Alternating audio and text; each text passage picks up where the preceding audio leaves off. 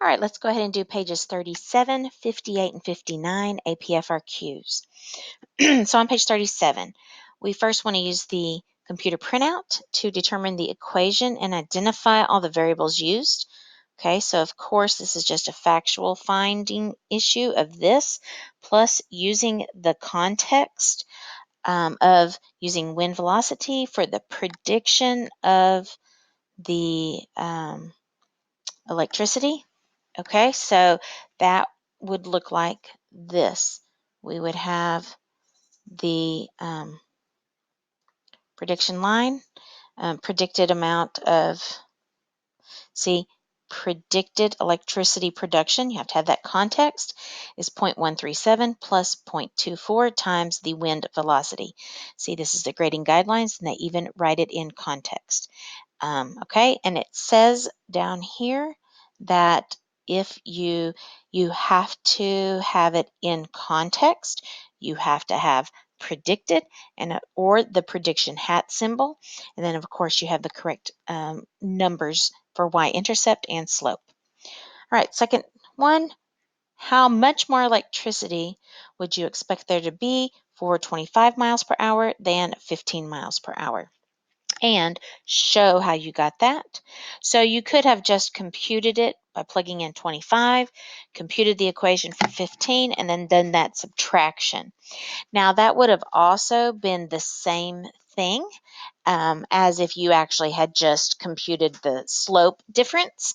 So one way they did it was to compute the that the difference was 10 between 25 and 15, and then computed that times 0.24. So 2.4, there's a few different ways that you could have mathematically come across that, but you had to say 2.4 and you had to have units to get credit. So let me just show you that. Here they said you had to show the correct work, you get the correct answer, and you have the units. I would hate for you to not get credit because you didn't include those units. All right, part C says, what proportion of the variation in electricity, which of course is our Y, is explained by that linear relationship? So this kind of language should be really jogging your mind of one of our phrases, the percent of variation that is found in the Y. It can be explained by the changes in the X, or it can be explained by the model itself. Well, that is the song for coefficient of determination, or R squared. So the key to this problem was knowing that the question was asking you for R squared. So the answer they wanted you to give was just basically that number, 0.873. And so in the grading guidelines, that's all they required, is that the corrected response was this. If you gave R squared adjusted, you got partial credit, which is interesting because in the past they've not given that. But if you square rooted this, or you did not give R squared, then you did not get credit at all. All right, so hopefully you got 3 E's on that one. That's what you would have, 3 E's would have given you 4 points. EEP would have given you 3, and so on. And going through some of that, I won't go through all of those. Oh, there was a part D, but we did not do that one because that one had to do with something we haven't learned yet, so that we did not have in our question. All right, moving on to page 58. So page 58 included these new ideas of the outlier and such that we had in this chapter 9. And so what we see on page 58 is we see this linear regression here. And we have this really interesting point here. So they're going to be asking, we're going to kind of getting at what's going on with this. So the first thing we have here is it says describe the nature of the association. So you might be wondering what they really wanted for that. And so let's take a look at those grading guidelines for that. The nature of the association.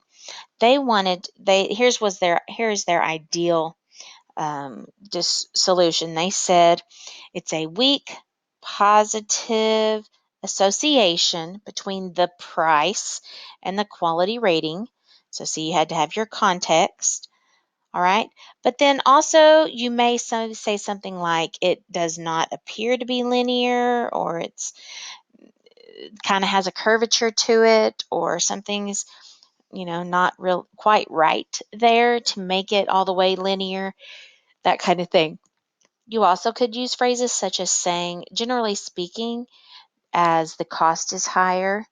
You could say, generally speaking, as they cost more, then they have better quality, that kind of thing.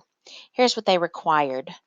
They required that you said something such as this, that you included the direction, meaning positive, some type of strength, weak or moderate, and that you discussed how there's some sort of curved pattern in there that's not quite a nice linear model.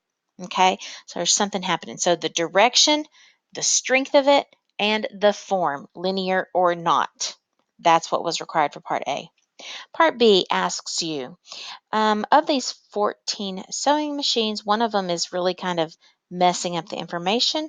Which one do you think that is? That's affecting the appropriateness of the linear model. And so report that machine and explain your choice. I think this is where we're going to kind of have some issues, because I was looking at the specifics that they want for this. They were they really wanted some particular things. So of course we would say this sewing machine that cost around $2,200 and had a rating of 65. So that's the one that's unusual. But let's talk about this. That's the one that makes it quite not linear. Look at their grading guidelines. They wanted you to identify that particular point. So that point is notated there to be in, so that point was notated there. And then you had to say one of these two things. Okay, so you identified the correct point and then one of these two things. The point in connect, with the other data is not following a linear form. The key was you had to connect that point to the rest of the data. So that point compared to the rest of the data is making it appear curved. Or you say, if you used that point, it would result in a poor overall fit. So if you used that point to try and make a linear model, it would make a poor overall fit. I could see you saying something more like this, part 1. That point combined with the other data makes it appear to have a curve. Now, look at this is what kills me is look at these things that they consider weak and would not give you credit for. If all you said was the point was an outlier, no credit. If they said removing the point makes the pattern more linear, so that one kills me, because I think you would be likely to maybe say something like that. I might have even done that myself. Removal of the point makes the pattern more linear. Okay, how about this next one? The point does not follow the linear pattern of the others. And so how is this not like this situation over here where they say that point in conjunction with the entire collection of points appears to have a curved pattern? I mean, how is that different from this? A point does not follow the linear pattern of the others. So this is a situation where if I became an AP grader, maybe I would have a better understanding of what's so wrong with some of these things. Here's another one. A sewing machine this expensive should have a higher quality rating.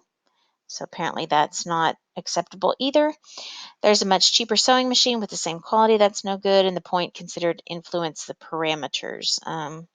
Okay, so there you go on things that are considered weak explanations. So there you go. All right, the last and final question is this. Chris is interested in buying one of the 14 machines. He wants to buy machines that have both a higher quality and a lower price.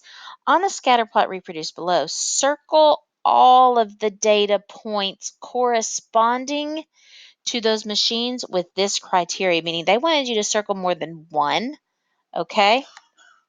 And the ones they expected you to circle are these ones right here. Actually, let me go back to that grading guidelines. They wanted you to circle these points here. This one and this one, and that's all they needed you to do. Those are the ones you had to circle. As far as the grading guideline goes, they expected you to, let's look at what they expected, to just circle. If you circled the correct 2 points and no other points were circled, then you got an E. If you circled those correct 2 points and circled 1 or 2 other points, you got a P. If you only circled one of those points and at most one other point, you get partial as well. Anything else is an I. All right, so there's how you can get all that credit. This was the complete question, so 3 E's gives you 4 points, and so on and so forth.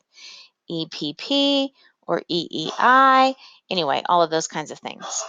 All right, let's do the last one, page 59.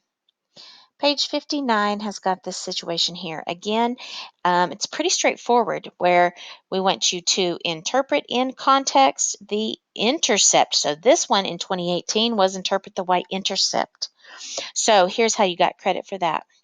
Of course, you got credit because you had to know that it comes from here. The y-intercept is this constant.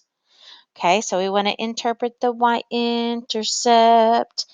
It happens when the x is 0. So in context, we had to say when there are no other customers in line, the predicted time is 72.95 seconds. Predicted time. So here's what you had to do to get full credit. Correctly identified the intercept. You gave the context that it is 0 customers and the correct time, and you said predicted to have that many customers or that much time with 0 customers. And sometimes that doesn't make sense.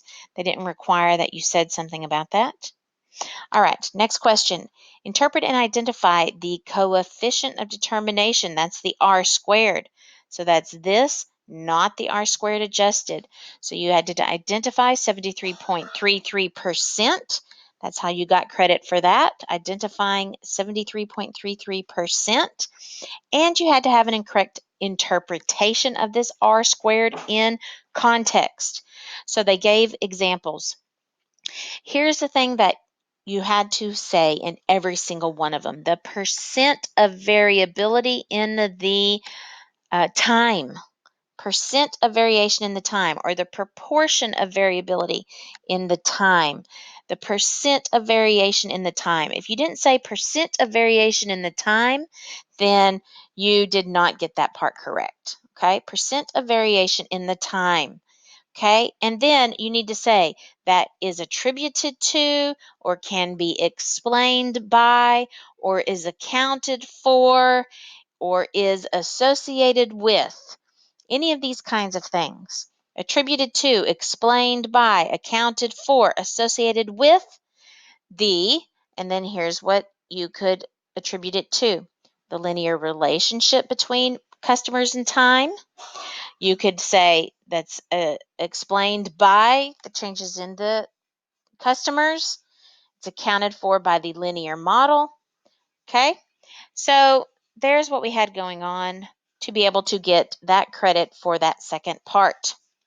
And finally, we were asked, one of the data points is determined to be an outlier. Circle it and explain why it's considered an outlier. So I think you all can see that this one here is that outlier, but the key is explaining correctly why you consider that to be an outlier.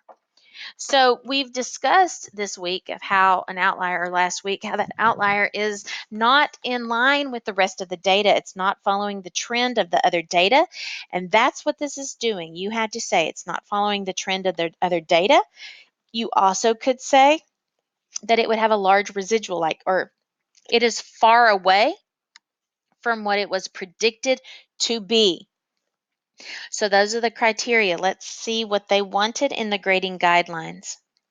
They said to get credit for this, you had to say you identified that particular point of that one with a 3 customers as being unusually low amount of time.